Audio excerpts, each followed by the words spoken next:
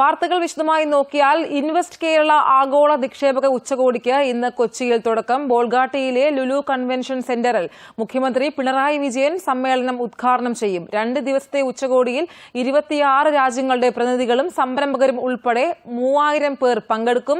വിശദാംശങ്ങളുമായി അശ്വതി ചേരുന്നു. അശ്വതി, കേരളം വികസന പാതയിലേക്കാണ്. ആരൊക്കെയാണ് ഇന്ന് ഈ ഒരു ഉച്ചകോടിയിൽ പങ്കെടുക്കാനായി എത്തിയിട്ടുള്ളത്?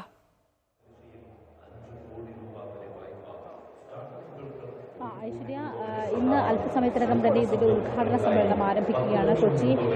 കൊച്ചിയിലെ ലുലു കൺവെൻഷൻ സെന്ററിലാണ് ഈ പരിപാടി നടന്നുകൊണ്ടിരിക്കുന്നത്. ഇവിടെ എല്ലാവരും ഏകദേശം 3000-ലധികം ആളുകളാണ് ഇവിടെ ഉച്ചകോടിയിൽ പങ്കെടുക്കുന്നതിന് വേണ്ടി എത്തിക്കൊണ്ടിരിക്കുന്നത്. അതിൽ നിരവധി ആളുകൾ, പ്രമുഖരായിട്ടുള്ള ബിസിനസ്, ഒപ്പം തന്നെ ബിസിനസ് രംഗത്തെയും അതുപോലെ തന്നെ വിദേശ കമ്പനികളുടെ തലപ്പത്തുള്ളവരും കേന്ദ്ര മന്ത്രിമാരടക്കമുള്ള ആളുകൾ ഇവിടേക്ക് എത്തിക്കൊണ്ടിരിക്കുകയാണ്. വലിയ ഒരു നിറഞ്ഞ സദസ്സ് എന്ന് വേണമെങ്കിൽ നമുക്ക് പറയാം. അത്രയധികം ആളുകൾ, പ്രത്യേകിച്ച് വിദേശത്തു നിന്നുള്ള നിക്ഷേപങ്ങളാണ് പ്രധാനമായും ലക്ഷ്യമിടുന്നത്. ഒപ്പം തന്നെ കേരളത്തിന് വെളിയിലും കേരളത്തിനകത്തും ഒക്കെയുള്ള നിക്ഷേപങ്ങൾ പ്രതീക്ഷിക്കുന്നുണ്ട്. നേരത്തെ വ്യവസായ നയത്തിന്റെ ഭാഗമായുണ്ടായ മുൻഗണന നൽകിയിരിക്കുന്ന വിവിധ സെക്ടറുകളുണ്ട്. ആ സെക്ടറുകൾക്ക് കൂടുതൽ പ്രാധാന്യം നൽകിക്കൊണ്ടുള്ള ഒരു സമ്മേളനം തന്നെയായിരിക്കും ഇത്. വളരെ ഗംഭീരമായിട്ടുള്ള ഒരു സമ്മേളനം, അതാണ് ഇവിടെ നടക്കാൻ പോകുന്നത്. ഏറ്റവും ഫ്രണ്ടിൽ VIP സെക്ഷനാണ്. അവിടെയുള്ള ആളുകൾ, അവിടേക്കാണ് കൂടുതൽ ആളുകൾ, ഇവിടുത്തെ ഏറ്റവും പ്രമുഖരായ ആളുകൾ എത്തിക്കൊണ്ടിരിക്കുന്നത്. പക്ഷേ ഈ നിറഞ്ഞ സദസ്സ് എന്ന് പറയുന്നത് 3000-ലധികം ആളുകൾ, അത് ഓരോരുത്തരും ഈ നിക്ഷേപക മേഖലയിലും പുതിയ സംരംഭക മേഖലയിലും ഒക്കെ തന്നെ വളരെയധികം പ്രധാനപ്പെട്ട വ്യക്തികളാണ്. എന്തായാലും ഇവിടെ അല്പസമയത്തിനകം തന്നെ ഉദ്ഘാടന സമ്മേളനം ആരംഭിക്കുകയാണ്. അതിൻ്റെ എല്ലാ നടപടികളും പൂർത്തിയാക്കിയിരിക്കുന്നത്, അതിൻ്റെ ഒരുക്കങ്ങളെല്ലാം തന്നെ പൂർത്തിയാക്കി ഇരിക്കുകയാണ്. ഇന്ന് പ്രധാനമായും വിവിധ സെഷനുകളുണ്ട്, ഓരോ ചർച്ചകളുണ്ട്, ഓരോ വിഷയത്തെ സംബന്ധിച്ചുള്ള ചർച്ചകളുണ്ട്.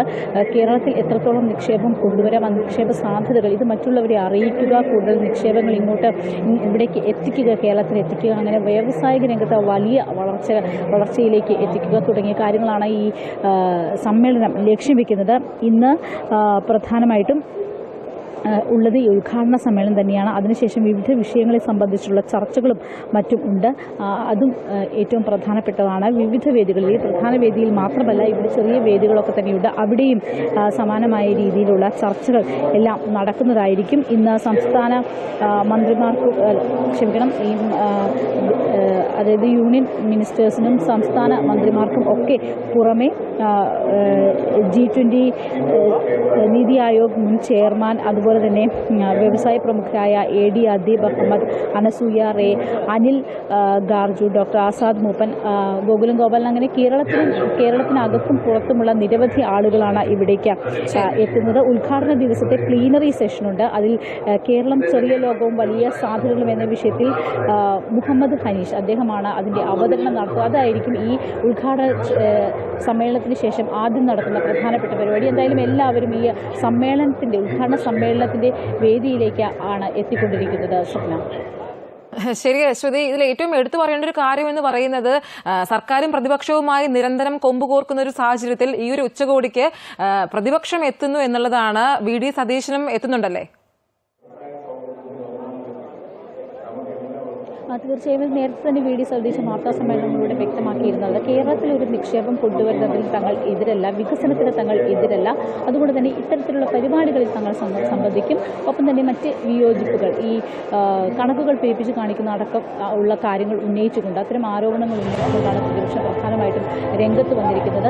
കൊച്ചിയിൽ നടന്ന വാർത്താ സമ്മേളനത്തിലും അദ്ദേഹം എണ്ണി പറഞ്ഞത് അത്തരം കാര്യങ്ങളാണ്. പക്ഷേ ഉദ്ഘാടനത്തിന് ഇത്തരത്തിലുള്ള ചുവടുവയ്പ്പുകൾക്ക്, പ്രത്യേകിച്ച് വ്യവസായ മേഖലയിലെ കേരളത്തിലെ ചുവടുവയ്പ്പുകൾക്ക് പ്രതിപക്ഷം പൂർണ്ണ പിന്തുണ നൽകുന്നു എന്നത് തന്നെയാണ്. ഇതിന്റെ ഉദ്ഘാടനത്തിന് പ്രതിപക്ഷ നേതാവ് VD സതീശനെത്തും. അതുപോലെ തന്നെ സമാപന സമ്മേളനത്തിലും പ്രതിപക്ഷത്തിന്റെ പ്രാതിനിധ്യം കൃത്യമായി ഉണ്ടാകും. എന്തായാലും അത്തരത്തിലുള്ള കാര്യങ്ങൾ മാറ്റി നിർത്തിക്കൊണ്ട് തന്നെ വലിയ രീതിയിലുള്ള ഏകദേശം 3 വർഷത്തെ തയ്യാറെടുപ്പുകളാണ് നടന്നിരിക്കുന്നതെന്നാണ് വ്യവസായ മന്ത്രി P. രാജീവ് നേരത്തെ തന്നെ വാർത്താ സമ്മേളനത്തിൽ മറ്റും വ്യക്തമാക്കിയിരുന്നത്. ഇതിനു മുൻപ് പ്രധാനപ്പെട്ട മേഖലകളെ സംബന്ധിച്ചുള്ള കാര്യങ്ങൾ ഉണ്ടായിരുന്നു, അതിനെ ക്രൈറ്റീരിയ തിരിച്ചിട്ടുണ്ടായിരുന്നു. ആ കാര്യത്തിൽ ഇതല്ലാതെ അല്ലാതെ തന്നെ പല കോൺക്ലേവുകൾ നടന്നിട്ടുണ്ട്, നിരവധി കോൺക്ലേവുകൾ നടന്നിട്ടുണ്ട്. അതിൻ്റെ ഒക്കെ തന്നെ ആകെ തുകയാണ് അന്നുണ്ടായിരുന്ന പ്രിപ്പറേഷൻ, ഇതിന് മുന്നൊരുക്കങ്ങൾ ഒക്കെ ആയിട്ട് അതിനെ കണക്കാക്കണം. അതിലൊക്കെയുള്ള ഏറ്റവും അവസാനത്തെ ആകെ തുകയാണ് ഇന്ന് ഈ 2 ദിവസങ്ങളിലായിട്ട് നടക്കാൻ പോകുന്ന കോൺക്ലേവ്, ഇവിടുത്തെ ഉച്ചകോടി എന്ന് പറയുന്നത്. ഇത് രാജ്യശ്രദ്ധ ആകർഷിക്കുന്ന ഒരു ഉച്ചകോടി തന്നെയാണ്. കാരണം വിദേശത്ത് നിന്നുള്ള ഇത്രയധികം ആളുകൾ ഇവിടേക്ക് എത്തുന്നത്, അത് ഓരോ രാജ്യത്തെയും അവിടുത്തെ ഭരണകർത്താക്കളടക്കം ഇവിടേക്ക് എത്തുന്നു എന്ന് പറയുന്നതും വലിയ കാര്യമാണ്. ഡെവലപ്ഡ് കൺട്രീസും അതുപോലെ GCC കൺട്രീസും അവിടെ നിന്നുള്ള ഒക്കെ, അത് കേരളത്തിന് എന്നും നിക്ഷേപക രംഗത്ത് വളരെ സഹായമായിട്ടുള്ള രാജ്യങ്ങൾ തന്നെയാണ്. അതിന് പുറമെയുള്ള രാജ്യങ്ങൾ കൂടി ഇവിടെ നിക്ഷേപത്തിന് ഒരു ഇടം കണ്ടെത്തുന്നു എന്നത് തന്നെയാണ്. അവരിൽ നിന്നുള്ള നിക്ഷേപങ്ങൾ സ്വീകരിക്കാൻ കേരളം എത്രത്തോളം കേപ്പബിൾ ആണ് എന്ന് കാണിച്ചു കൊടുക്കുന്നു, കേരളത്തിൻ്റെ ആശയങ്ങൾ കാണിച്ചു കൊടുക്കുന്നു തുടങ്ങിയ കാര്യങ്ങളാണ്. ഇങ്ങനെ നോക്കുമ്പോൾ ദേശീയ തലത്തിൽ വളരെ പ്രധാനപ്പെട്ട ഒരു സംസ്ഥാനം എന്ന നിലയിൽ വളരെ പ്രധാനപ്പെട്ട ചുവടുവയ്പ്പിനാണ് ഇവിടെ നടക്കാൻ പോകുന്നത്, ഇവിടെ നടന്നുകൊണ്ടിരിക്കുന്നത്. എന്തായാലും അല്പസമയത്തിനകം തന്നെ ഇതിൻ്റെ ഉദ്ഘാടന സമ്മേളനം ആരംഭിക്കുന്നതായിരിക്കും. സ്വപ്ന. കേരള ആഗോള നിക്ഷേപക ഉച്ചകോടിക്ക് ഇന്ന് തുടക്കമാകും. മുഖ്യമന്ത്രി പിണറായി വിജയൻ അല്പസമയത്തിനകം ഉദ്ഘാടനം ചെയ്യും. വിശദാംശങ്ങൾ നൽകുകയായിരുന്നു അശ്വതി. യുവതലമുറയെ ലക്ഷ്യം വെച്ചാണ് നിക്ഷേപക സംരംഭക സമ്മേളനത്തിന് തുടക്കം കുറിച്ചിരിക്കുന്നതെന്ന് വ്യവസായ മന്ത്രി P. രാജീവ് പറഞ്ഞു. തൊഴിൽ സാധ്യതകളുള്ള വിവിധ മേഖലകൾ കണ്ടെത്തി അവിടെ യുവാക്കൾക്ക് തൊഴിലവസരം ഉറപ്പുവരുത്താൻ ഇതിലൂടെ കഴിയുമെന്നും അദ്ദേഹം പറഞ്ഞു. ചെറുപ്പക്കാർക്ക് നല്ല ശമ്പളം കിട്ടുന്ന ജോലി വേണം. അത് പ്രധാനമായിട്ടും ഇപ്പോൾ knowledge based industry, medical device industries, obviously tourism, പിന്നെ IT-യുമായി ബന്ധപ്പെട്ടിട്ടുള്ളത് GCC global capability centre, global technology centre, അതോടൊപ്പം തന്നെ മാരിടൈം പ്രധാനപ്പെട്ടതാണ്. ലോജിസ്റ്റിക് ഇപ്പോൾ നല്ല രീതിയിൽ ഉയർന്നു വരുന്നുണ്ട്. ഷിപ്പുമായി ബന്ധപ്പെട്ടുള്ള മറ്റു കാര്യം, മാരിടൈം ലോജിസ്റ്റിക്കും കൂടാതെയുള്ള മറ്റ് പ്രവർത്തനങ്ങൾ, അതിന് നല്ല സാധ്യതയുണ്ട്. ഇലക്ട്രോണിക്സ് മാനുഫാക്ചറിംഗ്, അതിന് നല്ല സാധ്യതയുണ്ട്. പ്രത്യേകിച്ച് നമ്മുടെ വിഴിഞ്ഞം ഇൻഡസ്ട്രിയൽ സ്മാർട്ട് സിറ്റി, ഇങ്ങനെ പ്രയോറിറ്റി ഏരിയകൾ നമ്മൾ കണ്ടിട്ടുണ്ട്. അവിടെയെല്ലാം നമ്മുടെ ആളുകൾക്ക് തന്നെ ജോലി ലഭിക്കാൻ കഴിയണം. അത് നിരവധി ഇൻഡയറക്റ്റ് എംപ്ലോയ്മെൻറ്റും കിട്ടും. നമ്മൾ അതോടൊപ്പം തന്നെ ഞങ്ങൾ മിഷൻ 1000 ഉണ്ട്. 1000 ചെറിയ സംരംഭങ്ങളെ 100 കോടി ടേൺ ഓവറുള്ളതാക്കി മാറ്റുക. ഒരു ഇൻക്ലൂസീവ് ഇൻഡസ്ട്രിയലൈസേഷൻ, ഉൾക്കൊള്ളുന്ന വ്യവസായവൽക്കരണം, അതാണ് കേരളത്തിൽ ഇപ്പോൾ നടപ്പിലാക്കാൻ ഞങ്ങൾ ശ്രമിക്കുന്നത്. അതെല്ലാം നമ്മൾ നാളെ കഴിഞ്ഞിട്ട്, നാളെ വൈകുന്നേരം നിങ്ങളോട് പറയാമെന്നാണ് കാണുന്നത്.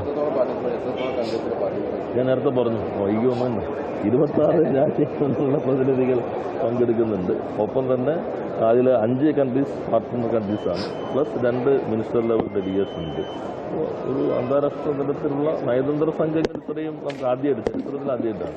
ഇത്രയും മറ്റ് എത്ര സ്റ്റേറ്റുകളിലും ഏകദേശം ഇതൊക്കെ വന്നിട്ടുണ്ടോ എനിക്ക് അറിയില്ലെങ്കിലും നമ്മളെ സംബന്ധിച്ചൊരു ചരിത്ര സന്ദർഭമായിട്ട് ഇത് മാറിയിട്ടുണ്ട്. ആ ഡിസ്കഷൻ അവർക്ക് പിന്നെ അവരുടേതായ രീതിയുണ്ട്. അത് കുറച്ച് സമയമെടുക്കുന്ന ഒരു പ്രോസസ്സാണ്. നമ്മളിപ്പോൾ TCS തന്നെ ഇവിടെ 37 ഏക്കർ കൊടുത്തു. അതിൻ്റെ ബോർഡ് അംഗീകരിച്ച്, പ്ലാൻ അംഗീകരിച്ച്, അവരുടെ ഒരു എന്താ, അപ്പോൾ നമ്മളത് വെയിറ്റ് ചെയ്യാം. എന്നാലും അവരിങ്ങോട്ട് വെച്ച പ്രപ്പോസലാണ്. കേരളത്തിലൊരു ഏറ്റവും വലിയ, മുംബൈയിലുള്ളതുപോലെ തന്നെ ഒരു കൺവെൻഷൻ സെൻറ്റർ വരുമ്പോൾ ഉചിതമായിരിക്കുമെന്ന് അവർ തന്നെ ഇങ്ങോട്ട് വെച്ച പ്രപ്പോസലാണ്. ഞങ്ങൾ ഇന്നലെയും അവരുടെ ചെയർമാൻ്റെ ടീമുമായി സംസാരിച്ചിരുന്നു, ഞാൻ തന്നെ സംസാരിച്ചിരുന്നു. അപ്പോൾ അവരതിൻ്റെ വർക്ക് ചെയ്തുകൊണ്ടിരിക്കുകയാണ്. അതൊരു സ്ട്രക്ചേർഡ് ആയിട്ടുള്ള പ്രപ്പോസൽ ഇവിടെ വയ്ക്കാൻ വഴിയില്ല. എങ്കിലും ഇത് നമ്മളൊരു അവസാനമല്ല, ഇതൊരു ഘട്ടമായിട്ട് നമ്മൾ കണ്ടാൽ മതി.